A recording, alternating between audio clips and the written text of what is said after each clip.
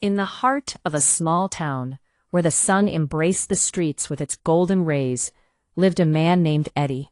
He was an ordinary man, yet to his 6-year-old son Max, he was a towering figure of strength and comfort. On a bright Tuesday morning, the air was filled with the scent of blooming flowers as they prepared for an important day, Max's doctor's appointment. Eddie noticed the slight tremor in Max's voice as they hopped into their old, reliable car. "Dad, I'm scared," Max admitted, his wide eyes glistening with fear. Eddie glanced at his son, seeing the innocence and vulnerability that tugged at his heart. "Don't worry, buddy. It's just a checkup. Nothing to be scared of," Eddie reassured him softly, his voice steady like a warm blanket on a chilly night. Max's small fingers fidgeted with the seams of his shirt as he asked, "Will it hurt?" Eddie shook his head, a smile breaking through his own unease. "No, they're not giving shots today, just a quick look at how strong you are." Max visibly relaxed, the tension in his shoulders easing as they drove through the sun-drenched streets, passing familiar sights that spoke of home. Upon arriving at the clinic, they were greeted by the sterile scent of antiseptic, a reminder that this place held both fear and healing. They took their seats in the waiting room, and Eddie could feel the weight of Max's anxiety pressing heavily against him. "Dad, I'm still a little nervous," Max confessed, his voice a whisper amidst the bustling sounds of the waiting room. Eddie leaned closer, his hand resting on Max's knee. "It's okay. I'm right here with you. And guess what? We'll go out for ice cream afterward. Your favorite." The mere thought of a sweet treat coaxed a flicker of excitement into Max's eyes. Just then, the nurse entered, her presence brisk yet friendly. "The doctor is ready for you," she announced, ushering them into the examination room.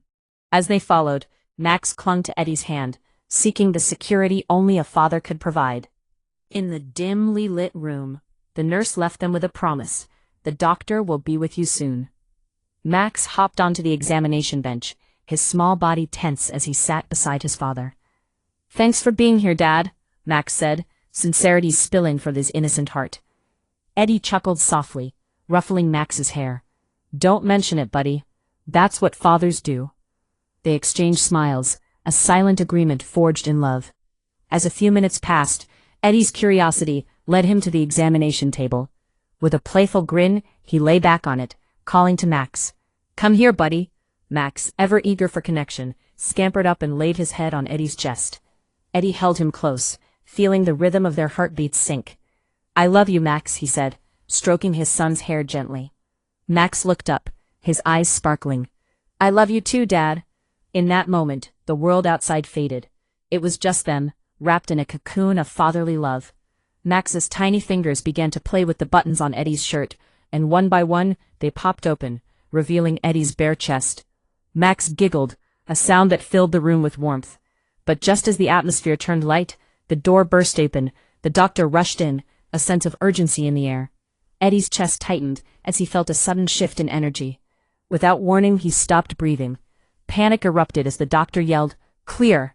The paddles charged, and Max watched in terror as his father was shocked again and again. "Dad!" Max cried, his voice a mixture of confusion and fear, the sound echoing in the sterile room. Finally, after one last shock, Eddie's eyes flickered open.